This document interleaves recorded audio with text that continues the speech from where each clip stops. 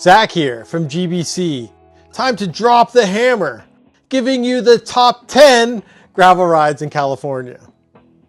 Being the third largest state in the country means there's a lot of ground to cover, and thankfully, most of it dirt. The geography is broken up in so many ways that there's an amazing amount of variety, making the construction of this list no easy task. But this is California, filled with a number of iconic landmarks, both structural and of course natural, so our compilation has to match.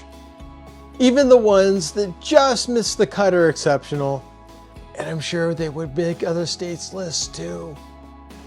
Our honorable mention list, in no particular order, starts with the Huffmaster Loop, that's part of the Grasshopper series, taking you through the central beauty of Colusa County. Carrizo Plain National Monument also makes our list. That's a must-do in spring, and even more when you have a super bloom. Dirt Gibraltar above Santa Barbara is an excellent add-on to the paved climb, well known for the Tour of California, and similarly, Dirt Baldy, that's also served as the Queen Stage, includes this dirt appendage, taking you even higher with a great payoff before you begin this epic descent. Also, the Old Kaz route, which used to be part of the Grasshopper series, has two great dirt sections on both sides of the Russian River. Getting to the list, the criteria is very simple. Great riding paired with epic surroundings with a slight nod to availability throughout the year. And you can check out a full breakdown of each selection through our gravel guides that you can find in our links below. So we have a lot of ground, literally, to cover. So let's get right to it. Our list at number 10 starts off with Big Bear, that is such a gift that it feels like a resort for gravel up in the San Bernardino Mountains. We were hooked on our first trip, riding both sides of the lake with San Gorgonio looming to the south and Holcomb Valley with its open prairies and Gold Rush history to the north.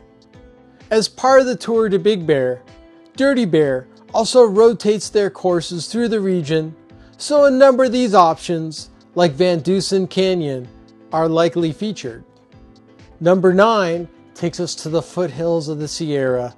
For Fresno cycling, everyone loves Raymond. The Eastern Pint Route takes you down the sparkling Chowchilla River, where the rollers complement the views below.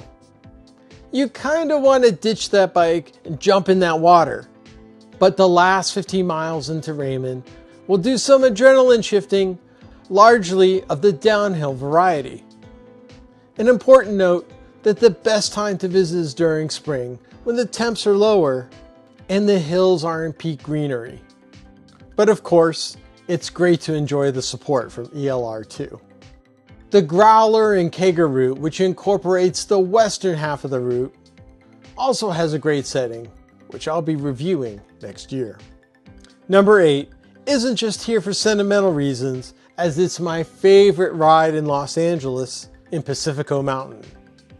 Sure, this route helped birth Gravel by California, but it defies the notion a ride like this can exist so close to an urban metropolis, feeling like it fell out of the Eastern Sierra by accident, which you can actually see on clearer days. This 40-mile loop showcases the Angeles National Forest in every direction, even picking up views of Mount Baldy and Wilson. Even with such great options surrounding the Los Angeles basin, Pacifico Mountain really sticks out. Finally, heading to the coast, Half Moon Bay at number 7 has me using the word delightful for the first time, combining our mostly overlapping routes, starting at Pilar Point on the north, giving some amazing bluff views. The stroll down the coastline easily made our best beginner rides, accentuated by the Cypress Tree Tunnel and Cowell Ranch.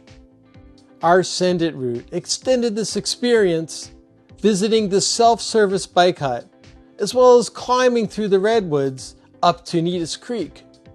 The descent through the giants of Parisma Creek is rubberneck-inducing, and finishing up in Half Moon Bay is an even greater reward. Number 6 ranks high in highlights per mile as we head to Owens Valley into the Alabama Hills. You can't argue with the place's beauty, that there's been so many films shot there because of it, that there's even its own dedicated museum. Tuttle Creek already looks like it's been laid out by Disney Imagineers, but ascending under the shadow of Mount Whitney plays with your perception of scale. The descent brings a lot of joy, with just enough sand to maximize its playfulness. And then, what are you supposed to do on something that's called Movie Road? It's not riding because there's too many spots to take shots. Just make sure to take a fully charged phone for all the snaps you take. Breaking into the top 5, the Lassen Gravel Adventure is a new event that hits all the right notes. Starting off on the Biz Johnson Trail that showcases the Susan River, highlights why this conversion is in the Rails to Trails Hall of Fame. This surface is outstanding, but you'll be doing yourself a disservice if you just sprint through all this beauty. I did the middle distance half squatch, taking me further into the backcountry, with a variety of roads being in excellent shape despite being so far away from it all. You should also be able to recognize the history of volcanic activity that's on display, helping provide the openings through this dense forest. Close to Lassen National Park, and an hour and a half away from Reno, there's definitely many reasons to come out here and visit. Number 4 scores beyond our regular criteria thanks to its place in cycling history, pointing to none other than Mount Tam. The highest points in Marin are centrally located to so many trails that birth mountain biking, and I was fortunate to have Craig from the Gravel Ride podcast to show me around. Winding our way up from Mill Valley, we connected onto the old railroad grade, rooted in the 19th century, with the typical local chunky dirt, as you try to imagine the early history of two-wheelers adjusting their bike to make this type of riding more palatable. Passing the equally dated West Point Inn, we shifted towards the shore, whizzing down Laurel Dell, feeling like I should have paid admission.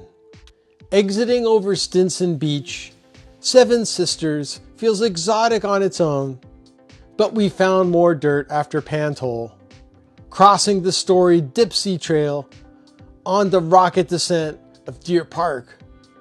After rolling by tucked away quaintness on Highway 1, we entered the Zen Center for another angle of these lush hills going up Green Gulch.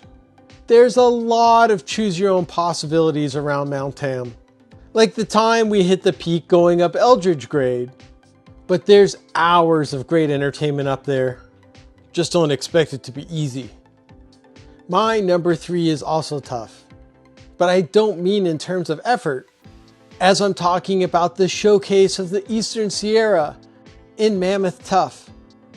Broken record here, as this is my favorite region to ride in California, with the scale that leaves you in awe, surrounded by these 14,000 footers. Even their short course encapsulates all this atmosphere. First stretching out through the Inyo National Forest, floating across the right amount of sand. This leads to my favorite moment, exiting out of the trees into the Owens Valley, perfectly framed by the mountain ranges on both sides. This area is gorgeous any time of the year, but reaches perfection just after summer, exquisitely complemented by the fall colors. Even on the longer courses, Dave and Amanda make sure to plan around the roads with the best conditions, so you're in good hands. Mammoth Tuff makes it a destination weekend in more ways than one. You'd be wrong in saying number 2 is here because of recency bias, because Catalina is the most epic adventure you could put together. There's theater already making it out to this island that's perfectly sized for an adventure covering a good part of the island in just one day. Catalina has the perfect balance of remoteness while never feeling too distant, with the island being only 22 miles wide, as the layout is easy to navigate, starting from the stagecoaches that used to roam the island over 130 years ago that now makes travel across this area ideal for gravel bikes. Obviously, you're going to have to be prepared for some climbing, though there's a high reward factor for the number of fabulous descents that will create a lot of competing memories. There's a limited amount of bikes that get to make the voyage every day, but you definitely feel special being the ones that make the selection. So plan ahead, because there's a lot of other cyclists out there with bucket lists too. We're at the top of the list. Well, our clue is this is the shortest ride you'll probably hear us talk about today, but it definitely makes up in moments per mile in riding the Old Coast Highway above Big Sur. Even if you just fell out of a tree, you would know that this is one of the most well-known coastlines in the world. And the opportunity to take it in from so many vantage points is what makes this ride specially unique. While the climbs are heavy, you're not going to want to go faster because you'll likely be stopping a lot for pictures anyways. You have to suspend your belief that stagecoaches once made up these grades, but you should be wowed by the variety of landscapes you come into contact in under 10 miles of dirt. And what better finale to off-roading to the best possible views of the Bixby Bridge, as there's no better way to top off gravel. The return down Highway 1 is added refreshment, catching the tailwind on one of the most epic roads for any type of traveler. There's a few extended riding options you can add as well, but nice to end it with a proper sit down that is widely available.